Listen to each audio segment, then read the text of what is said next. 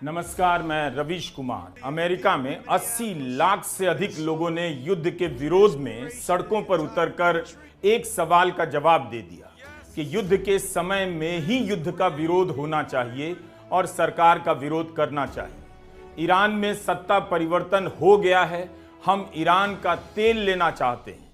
Trump के इन सब बयानों की एनालिसिस का मतलब है गन्ने को निचोड़ते जाना। उनके बयानों में कुछ बचा नहीं। बस आप यह देखिए कि 5वां हफ्ता शुरू हो चुका है। हर हफ्ते युद्ध को खत्म करने की उम्मीद पैदा की जाती है और हर हफ्ते युद्ध और भयंकर हो जाता है। इस्राइल ने अपने रक्षा बजट में अलग से 10 अरब डॉलर का प्रस्ताव किया है, जिसका अर्थ यह निकाला जा रहा है कि वह लंबे समय तक युद्ध की तैयारी कर रहा है। उधर यमन के हौथी ने ईरान की तरफ से लड़ने का ऐलान कर दिया। इसका मतलब है कि होर्मुज के अलावा बाब अल मांदेब स्ट्रेट से भी तेल की सप्लाई पर असर पड़ेगा। कच्चे तेल का भाव इन खबरों से 3% तक बढ़ गया, $115 प्रति बैरल। तेल के आयात पर निर्भर किसी भी देश के लिए यह अच्छी खबर नहीं। अमेरिका में भी पेट्रोल महंगा हुआ है। वहां हुए प्रदर्शनों को लेकर दुनिया हैरान है कि जो अमेरिका युद्ध कर रहा है, उसी अमेरिका में युद्ध के खिलाफ इतना बड़ा प्रदर्शन कैसे हो गया। भारत में एकजुटता के नाम पर इस सवाल का जवाब अलग तरह से खोजा गया है कि युद्ध के समय सवाल नहीं करना है, जो सरकार कहे वही छापना है, गोदी मीडिया के झूठ को सच मान लेना है, एकजुट रहने के नाम पर चुप हो जाना है। भारत में बाजार गिरता जा रहा है। डॉलर बेचने के कारण बैंकों की हालत खराब होती नजर आ रही है। पिछले 5 महीनों से विदेशी निवेशक जितना पैसा लगा नहीं रहे, उससे ज्यादा भारत से निकाल रहे हैं। इस युद्ध में भारत के भी 8 नागरिकों की मौत हो चुकी है। हम युद्ध की भी बात करेंगे, लेकिन पहले युद्ध के विरोध में उतरी पब्लिक की बात।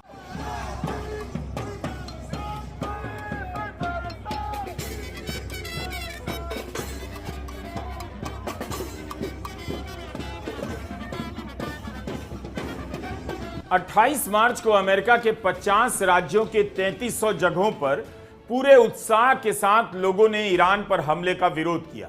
इमिग्रेंट के खिलाफ ट्रंप की ज्यादती के विरोध में नो किंग प्रोटेस्ट शुरू किया गया, लेकिन अब इसमें ईरान पर हमले का विरोध भी जुड़ गया है।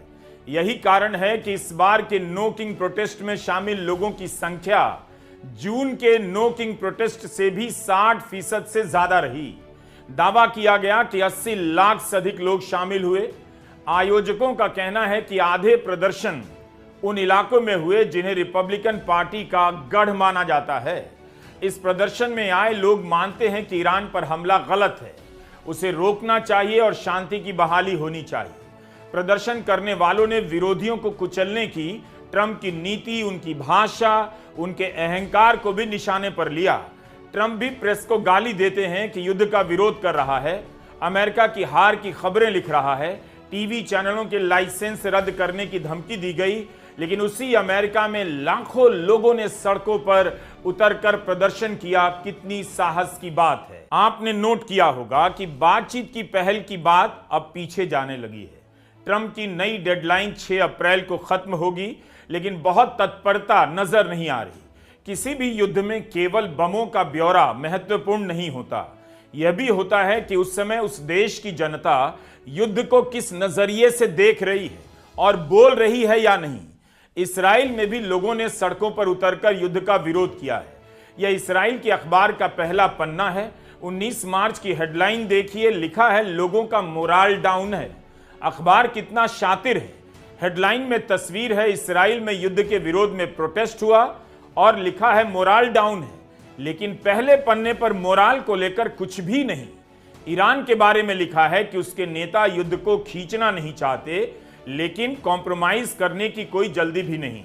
दूसरे पेज पर नीचे जाकर मोराल का जिक्र आता है। लेखक लिखता है कि अभी मरने वालों का आंकड़ा बहुत बढ़ा नहीं है, लेकिन अर्थव्यवस्था पर असर पड़ रहा है। खामेनेई की हत्या का असर फीका हो गया। इस्राइल के इंटरसेप्टर खत्म होने लगे। सरकार के भीतर ब्लेम गेम शुरू हो चुका है। इस्राइल के लिए ऐसा युद्ध लड़ना आसान नहीं।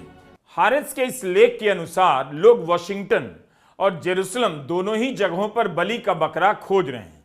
नेतन्याहू के सहयोगी मोसाद के चीफ पर आरोप लगा रहे हैं कि उनका आकलन कुछ ज्यादा आशावादी निकला कि युद्ध जल्दी खत्म हो जाएगा।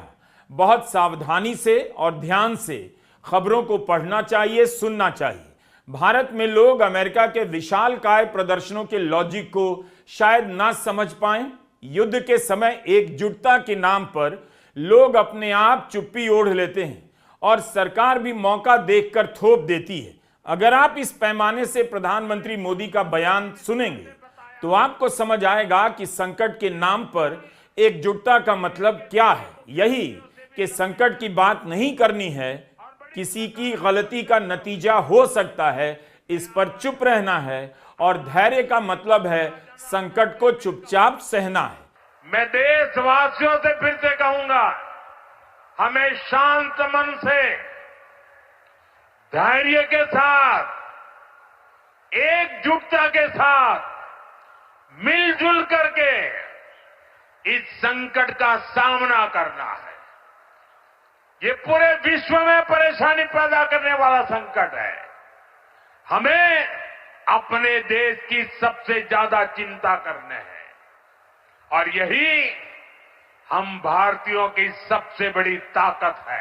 इसीलिए अमेरिका में युद्ध का जो विरोध हुआ उसे भारत में समझना वेक्टर कैलकुलस जितना टफ है। आपको पता होगा कि तरह तरह के बहाने लेकर भारत में चैनलों को बंद किया जा रहा है। ट्विटर अकाउंट से लेकर फेसबुक पेज बंद किए जा रहे हैं, यूट्यूब चैनल बंद किया गया। कब किसका चैनल बंद हो जाएगा पता नहीं। अमेरिका की लाखों की संख्या में पब्लिक ने सड़कों पर उतरकर दिखा दिया कि लोकतंत्र बना रहता है जनता की भागीदारी से। जनता बोलना बंद कर देगी तो लोकतंत्र अपने आप खत्म हो जाएगा। अमेरिका में जिस तरह से बैनर पोस्टर लेकर लोग निकले, क्या आप कल्पना कर सकते हैं कि युद्ध के समय या संकट के समय भारत में कोई ऐसे बैनर निकलकर सड़कों पर आ जाए? अगर आप कल्पना भी नहीं कर सकते तो इसका मतलब है आपने लोकतंत्र की कल्पनाओं से खुद को अलग कर लिया है। बिना कल्पना के कोई लोकतंत्र नहीं हो सकता। इस प्रदर्शन में तितली का क्या काम? ये मोनार्क बटरफ्लाई है। पेड़ों पर आराम करते हुए ये तितलियों के गुच्छे हैं। अमेरिका की इस तितली का माइग्रेशन का रूट होता है, जिसे एक ही तितली की कई पीढ़ियां मिलकर माइग्रेशन का चक्र पूरा करती हैं। 5000 किलोमीटर का सफर होता है, जिसे कुछ दूरी तक नानी ने माइग्रेट किया, फिर कुछ दूरी तक उनकी बेटी ने, और फिर कुछ दूरी तक नातिन ने। सूरज को देखते देखते तितलियां अपना सफर पूरा करती हैं, लेकिन ट्रम्प की दीवार से तितलियों के रूट पर भी असर पड़ने लगा है। टेक्सास के दक्षिण में रियो ग्राउंड वैली है। यह इलाका मेक्सिको से सटा है। यहां पर आइस ने कई इमिग्रेंट को गिरफ्तार किया, तो विरोध में लोगों ने उन जगहों पर मोनार्क बटरफ्लाई का बैनर लगा दिया जहां से किसी को गिरफ्तार किया गया है। यह होती है कल्पना। बिना ऐसी कल्पनाओं के आप ना पब्लिक हो सकते हैं ना डेमोक्रेसी। तितलियों से याद आया, इसराइल ने गजा में ऑलिव के लाखों पेड़ों पर बम गिराए। पेड़ों को खत्म कर दिया गया। क्यों? क्योंकि ऑलिव के पेड़ों से फिलिस्तीन के लोगों की अर्थव्यवस्था जुड़ी थी, उनकी संस्कृति जुड़ी थी, उनकी यादें जुड़ी थी। इसलिए ऑलिव के पेड़ों को निशाना बनाया गया। हमारा वीडियो ध्यान से देखा कीजिए। बम और जहाजों से ज्यादा जरूरी हैं आप लोग हैं। 2-4 सनकी नेताओं का गिरोह मिलकर जियोपॉलिटिक्स की फिजूल की कहानी बनाते हैं, उसे स्ट्रेटजी और डिप्लोमेसी का मिक्सचर बनाकर परोसते हैं और उसकी आड़ में इंसानों पर बम गिराने को सही ठहराते हैं। मैं युद्ध के विरोध में आपको कविता नहीं सुना रहा, बस बता रहा हूं कि पब्लिक की जेब कैसे काटी जाती है। इस युद्ध के कवरेज के कई मोर्चे हैं। एक बड़ा मोर्चा है इकोनॉमी। अखबार से लेकर वेबसाइट, ब्लूमबर्ग से लेकर इकोनॉमिस्ट, हर जगह विश्लेषण छप रहे हैं कि अर्थव्यवस्था को लंबे समय तक नुकसान पहुंचा है। 2-3 साल तक दुनिया चौपट हाल में रहेगी। अमेरिका की सरकार और वॉल स्ट्रीट के विश्लेषकों का अनुमान है कि तेल के दाम खराब परिस्थितियों में $200 तक जा सकते हैं। ब्लूमबर्ग में रिपोर्ट आई है, इकोनॉमिस्ट में भी युद्ध की अर्थव्यवस्था पर रिपोर्ट है। लिखा है ईरान से लेकर इसराइल तक की अर्थव्यवस्था लंबा युद्ध नहीं झेल पाएगी। दुनिया भर के निवेशकों को भारी घाटा हो रहा है। गोल्डमैन सैक्स की रिपोर्ट के अनुसार युद्ध के कारण अमेरिका में हर महीने 10,000 नौकरियों का नुकसान हो रहा है। अच्छी बात है कि अमेरिका के लोग इन खतरों को तेजी से समझ रहे हैं। ट्रंप की रिपब्लिकन पार्टी के समर्थक भी युद्ध का विरोध कर रहे हैं और उनके सांसद भी सवाल उठा रहे हैं। पत्रकार, लेखक, रिटायर्ड सैनिक अधिकारी, बड़े बड़े फिल्म स्टार, आम लोग साथ साथ सड़कों पर उतरकर युद्ध का विरोध कर रहे हैं। Let us be honest. The American people were lied to about the war in Vietnam. We were lied to about the war in Iraq. And we are being lied to today about the war in Iran. America की जनता का बड़ा हिस्सा मानता है कि Iran पर हमला करने के लिए झूठ बोला जा रहा है। वियतनाम युद्ध के समय अमेरिका की जनता को महीनों बाद पता चला कि सरकार झूठ बोल रही है। मीडिया ने खबरें छिपाई और झूठ कहा कि वियतनाम में अमेरिका जीत रहा है। लेकिन जैसे ही Walter Cronkite, Gloria Emerson, David Halberstam, Francis Fitzgerald और सिमोर हर्ष जैसे पत्रकारों ने इस झूठ का भांडा फोड़ दिया, अमेरिका की जनता सड़कों पर आ गई। नेटफ्लिक्स पर सिमोर हर्ष पर बहुत अच्छी डॉक्यूमेंट्री आई है, कवर अप, आप जरूर देखिएगा। इन पत्रकारों की सच्ची खबरों के कारण उस समय के राष्ट्रपति लिंडन बी जॉनसन को राष्ट्रपति के चुनाव से भागना पड़ गया। वियतनाम युद्ध के समय एक अमेरिकी सीनेटर का बयान बहुत मशहूर हुआ, I am tired of old man dreaming up wars for young man to fight.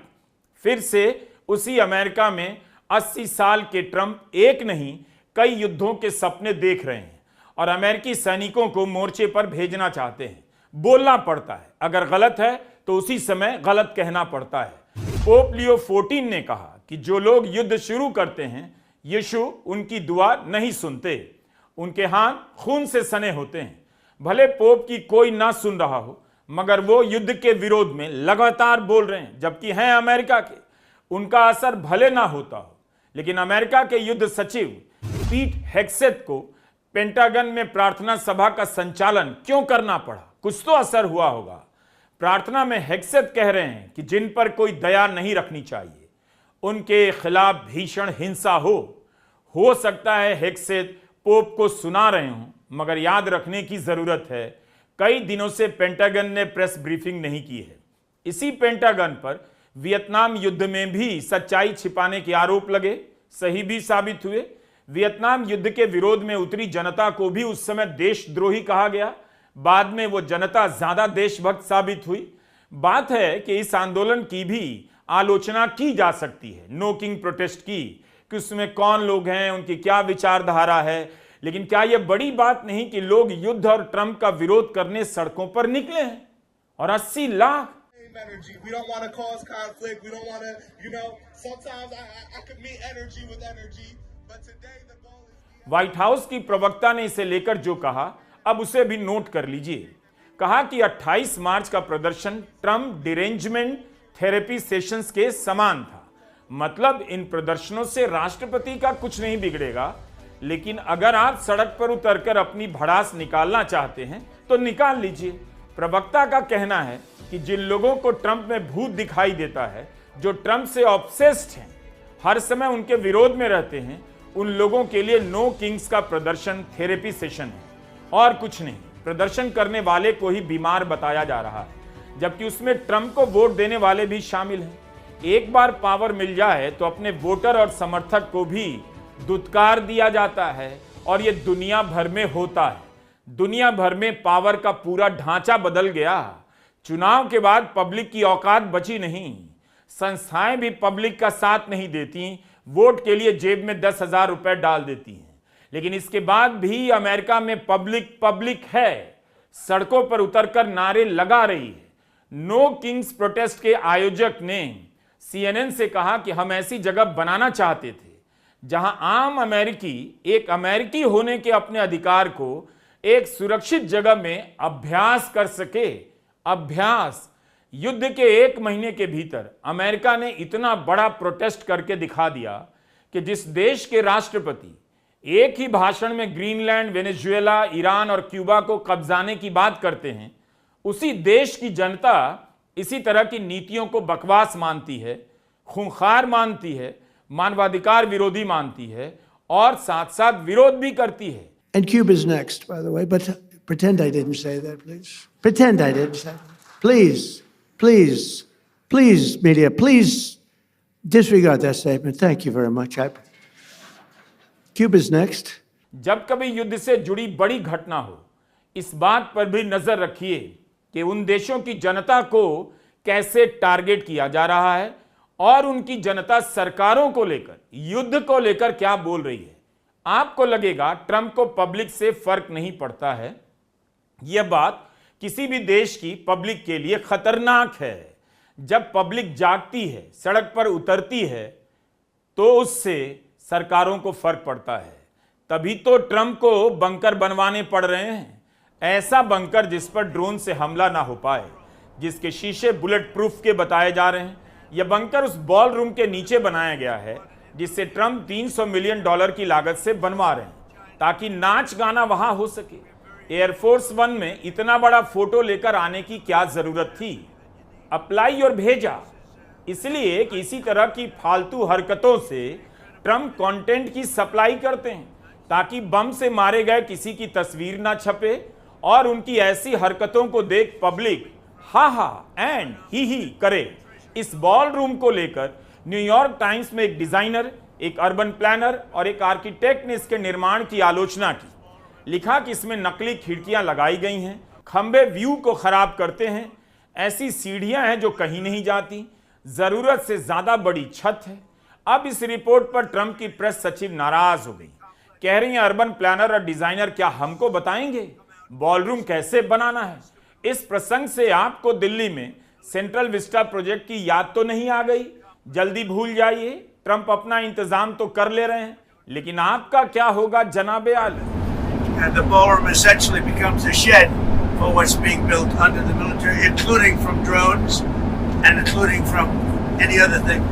The glass, on the windows, you see the big windows, the glass is extremely thick. It's high-grade bulletproof glass, so all of the windows are bulletproof. I think the Times wrote, gee, some of the windows are fake. We have no fake windows. यह सब drama कब हो रहा है? जब भारत में भी लोगों को बताया जा रहा है संकट आ रहा है, धैर्य के साथ मुकाबला करना है। जिस देश में आम लोग थ्रिल पैदा करने के लिए कैंसर फैलाने वाला गुटखा खाते रहते हैं, वहां बहुत से लोगों में यह थ्रिल आ सकता है कि संकट आने वाला है, फिर से एकजुट रहना है, बालकनी में जाकर थाली बजानी। हमने अभी तक जितना भी बताया उन सभी का संबंध युद्ध से ही है, आपकी जिंदगी से है।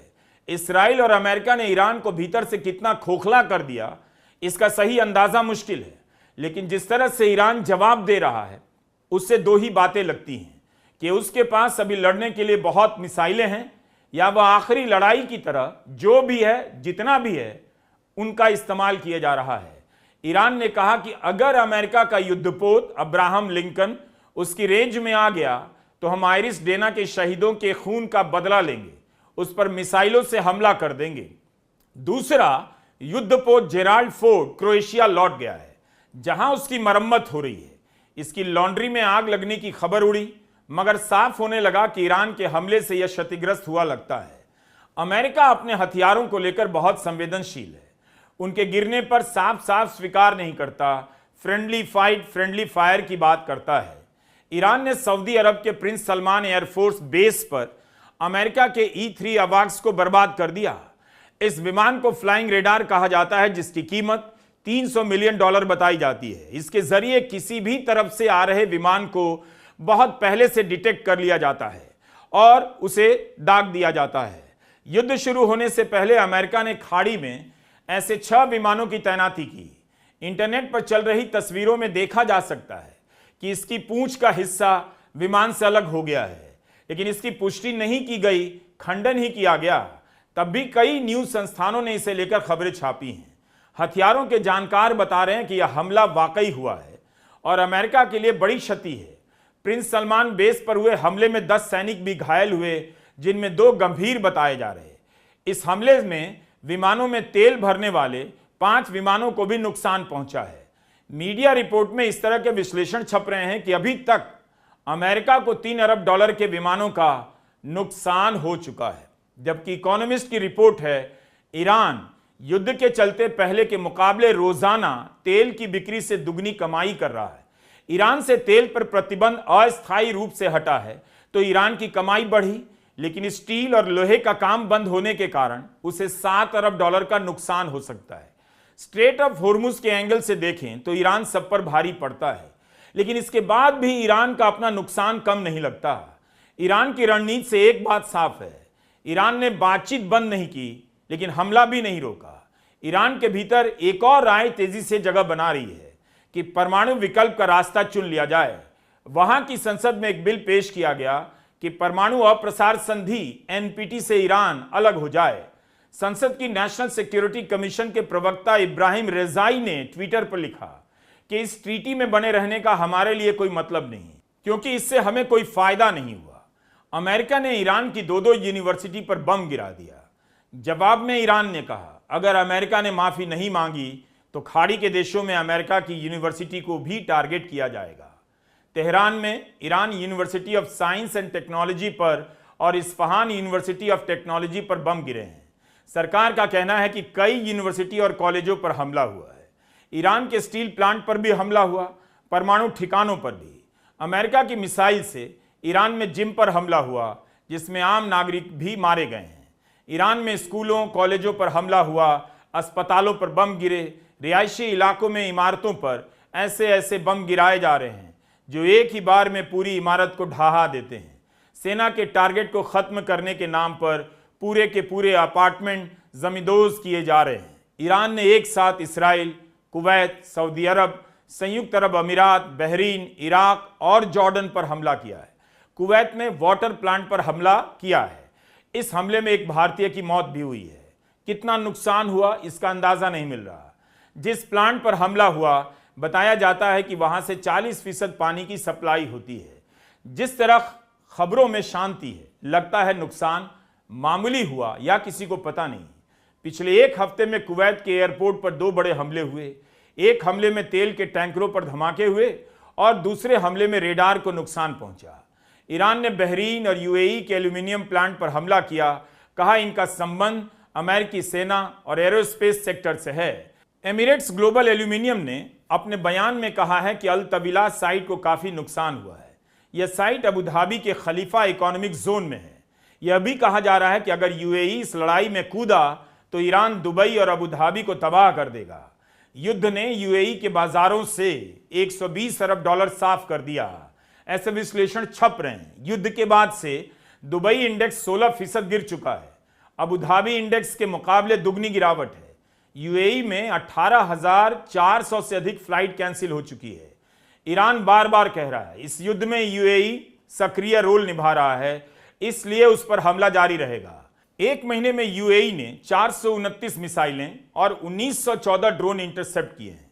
एक महीने के युद्ध में बहरीन की सेना ने 398 ड्रोन और 182 मिसाइलों का सामना किया है, लेकिन ईरान ने इसके बाद भी खाड़ी के देशों को खासा नुकसान तो पहुंचा दिया। ईरान की कितनी मिसाइलें इंटरसेप्ट की गईं, इनमें कोई बहादुरी की बात नहीं। ईरान के जवाब के कारण दुनिया की अर्थव्यवस्था चरमराने लगी है, इसे देखने की जरूरत है। अर्थव्यवस्था पर इस असर को कोई भी इंटरसेप्ट नहीं कर पा रहा है। नमस्कार, मैं रवीश कुमार। आप पे आई यार तक आप देखो पे घुमाए दे यार, सब में